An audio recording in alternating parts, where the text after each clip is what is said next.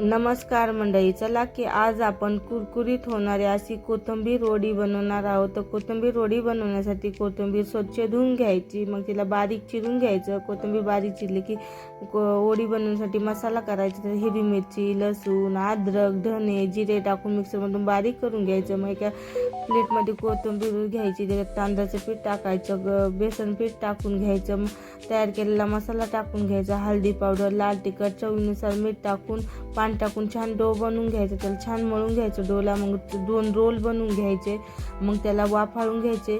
15 ते 20 मिनिटांनंतर छान वाफाळून होतात। मग त्याला थंड व्हायला ठेवायचं। थंड झालं की त्याच्या वड्या पाडून घ्यायच्या। सर्व याच्या वड्या पाडून घेतल्या। मग कढईमध्ये तेल गरम झालं की त्यात वड्या सोडून घ्यायच्या आणि दोन्ही साईडने छान तळून घ्यायच्या खरपूस होतं।